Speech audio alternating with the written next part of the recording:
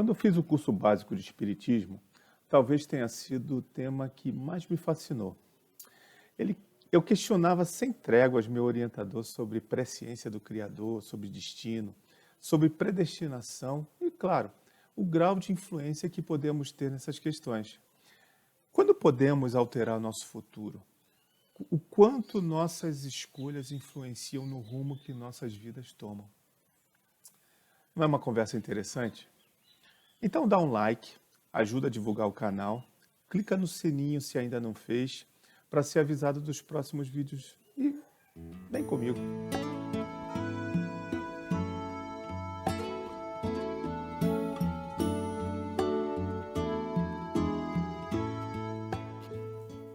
Eu adoro assistir palestras na internet e um dos palestrantes que eu mais gosto é um filósofo, professor Clóvis de Barros Filho.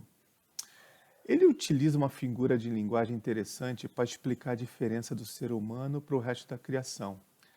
Ele costuma dizer assim: o vento venta, a maré mareia, um gato gateia, e assim por diante. Já o homem pensa, raciocina, escolhe o que fazer. O homem é o único ser ou coisa da criação que tem livre-arbítrio, que pode fazer algo além do que se espera dele, algo além de instinto. Mas nem sempre o pensamento foi esse durante nossa história. Olha que interessante. No século IV, Santo Agostinho definia o livre-arbítrio como uma dádiva de Deus. E apesar dele saber o que vamos escolher fazer, ele não interfere. Se escolhemos fazer o mal, nos distanciamos de Deus. Se escolhemos fazer o bem, nos aproximamos dele. No século XVI, Martim Lutero, que fez a Reforma Protestante, acreditava que tudo é fruto da soberania de Deus, pois não apenas ele sabe tudo o que se passa, mas controla tudo e a todos. A diferença do pensamento cristão do século IV com Santo Agostinho, do século XVI para Martim Lutero, são diametralmente opostas. Né? Num, você tem essa liberdade e escolhe fazer o mal ou o bem. No outro, você não tem essa liberdade. Tá? Deus define tudo, controla tudo e a todos em detalhes. Mas quem assistiu o meu outro vídeo vai lembrar que eu falei do filósofo iluminista Immanuel Kant. E como sua filosofia poderia ser uma preparação para a humanidade receber os ensinamentos espíritas. No universo racional iluminista, liberdade é um direito de cada um e cabe a cada um decidir sobre seu destino. Já na obra de Kardec, a expressão livre-arbítrio aparece 147 vezes. É um tema importante para nós. Por não ser uma obra que discute exclusivamente o livre-arbítrio, pode parecer uma confusão de ideias, mas está longe disso. Na verdade, a ideia do livre-arbítrio está intimamente ligada à nossa evolução como espíritos que somos. Por isso, está presente em tudo o que fazemos, pensamos e sentimos. Mas por que se discute tanto sobre o livre-arbítrio? O que há difícil para entender? Nós temos liberdade para escolher o que vestir, o que comer, onde ir, o que dizer e no que acreditar. Livre-arbítrio não é isso? É isso, mas é um pouco mais. É escolher sobre o bem ou o mal, é amar ou não o próximo, é resignar-se ou não ante as dificuldades e tristezas que a vida nos impõe. Como eu disse antes, estamos em tempos de reflexão. O mundo se transforma e faz isso na velocidade em que a humanidade progride. E a humanidade, ela progride na medida em que nós, individualmente, progredimos. Nós fazemos parte desse todo. Se cada um de nós progredir o máximo possível, nós vamos contribuir para o progresso geral. É esse o raciocínio. Deus não joga dados. Mesmo que esteja fazendo uma citação fora de contexto, essa frase serve muito ao que estamos falando. Nada é por acaso. Tudo que você faz ou pensa tem consequências, para o mal ou para o bem. E tudo que você faz ou pensa é fruto das suas escolhas. Vamos organizar nossas ideias. A nossa liberdade ou direito termina onde começa o do outro. Nós recebemos isso na nossa educação básica, né? Como indivíduos, como seres humanos. Vivemos em sociedade e esse convívio implica limites. Você não pode ferir ou anular o direito das outras pessoas, ainda que você queira. Fazê-lo é uma ação má, que implica em consequências ruins. Você pode pensar que...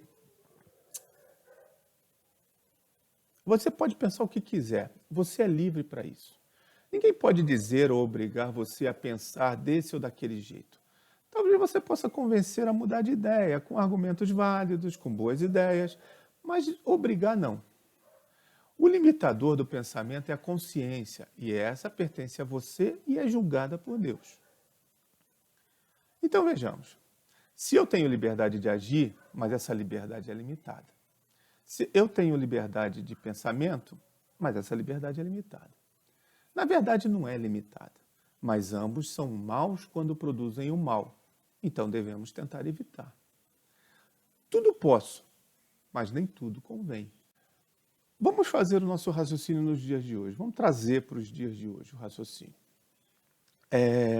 Estamos passando por uma pandemia, ou seja, uma doença que está atingindo simultaneamente toda a humanidade encarnada no planeta Terra.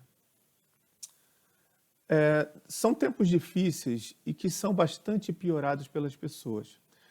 Discute-se sair de casa ou não, se números divulgados são reais ou não, se o político X está certo, se o Y está certo. Se você assistir o noticiário todos os dias, você já fica triste. Se assistir o dia todo, fica maluco. Então, lhe dão as opções de escolha. Vamos lá. Se eu usar máscara, eu reduzo o risco de contaminar outra pessoa, caso esteja contaminado e não saiba. Perfeito? Mas você viu alguém na rua sem máscara e pensa, será que é verdade? Você tem duas opções nesse caso. Não usar a máscara e, se for verdade, você contamina outra pessoa e pode ser responsável pela doença dela.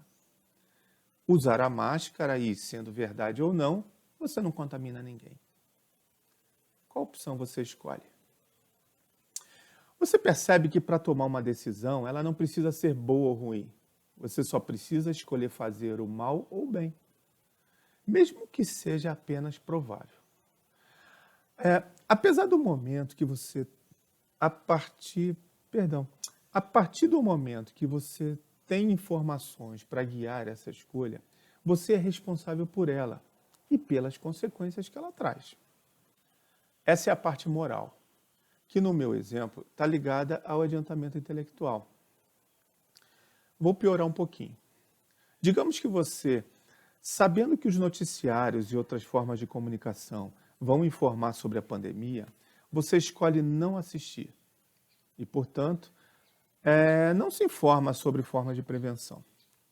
Não sabendo do benefício da máscara, você não usa e contamina outra pessoa.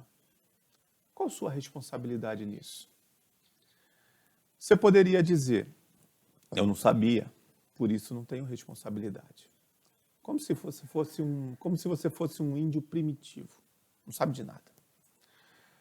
Você, no uso do seu livre-arbítrio, se omitiu de tornar-se um cidadão consciente e auxiliar na contenção da pandemia. Portanto, você tem responsabilidade no mal que causou. Aí você pensa, a pandemia não fui eu que causei. Ela aconteceria independentemente da minha vontade. Ela e tudo que acontece por causa dela constituem uma fatalidade. Essa é outra parte da conversa. Fatalidade só pode ser entendida se aceitarmos a reencarnação. A natureza de provas e expiações que encontramos na existência vem de nossas escolhas antes de encarnarmos. Escolhas que visam aproveitar o máximo possível o tempo na Terra para promover nosso adiantamento. Então, se nascemos pobre, rico, numa família mais ou menos difícil, eu não sei se tem família fácil, se numa região violenta ou tranquila, não importa. Isso é escolhido antes do nascimento, visando nos impor provas que pensamos que poderemos superar. Assim, quando vemos alguém com uma vida muito difícil, é porque essa pessoa precisa provar muita coisa para evoluir. Sim. Isso não é destino, isso é escolha. Quando alguém nasce em uma família rica e abastada, muito provavelmente essa vida lhe trará tentações às quais ela aceitou escolher e deverá resistir a essas tentações, né? Ou poderá amargar o contrário, para lembrar como está do outro lado e dar devido valor à facilidade que ela recebeu. Não tem almoço de graça. A justiça de Deus não tem brechas que possam ser exploradas. Ela vale para todo mundo. Por isso, uma vida materialmente confortável está sujeita a provas morais como qualquer outra. Não é um privilégio. É mais fácil passar um camelo no buraco da agulha do que o rico entrar no céu. Está nas Escrituras. E a pandemia? Podemos relacionar a pandemia com fatalidade? Todo desastre natural, cataclismo, pandemia, guerra, é revertido em crescimento para a humanidade. Essa não é diferente. Estamos aprendendo que, protegendo o próximo, também protegemos a nós e a quem amamos. Discussões acaloradas nos ensinam que o ódio é ruim e não traz benefício. Essa pandemia não é uma dificuldade para mim ou para você. Ela é imposta para toda a humanidade. E os povos que são capazes de deixar tudo de lado para proteger vidas humanas estão tendo melhores resultados. Ela simplesmente nos lembra a todo momento das 3 virtudes da filosofia cristã: fé, esperança e amor. Mas muito ainda há para acontecer. E o futuro a Deus pertence. E apesar dele ter presciência das nossas escolhas, ele não as fará por nós. Lembrando o professor Clóvis que eu citei no início da minha fala, se por um momento, nem que seja apenas por 1 segundo, você pensou: que bom que estou assistindo a esse vídeo. É aqui que eu queria estar nesse momento. Eu teria atendido o meu objetivo, pois como Cristo defendeu, o bem do próximo é a única meta que realmente vale a pena seguir. Tudo passa, mas você é para sempre.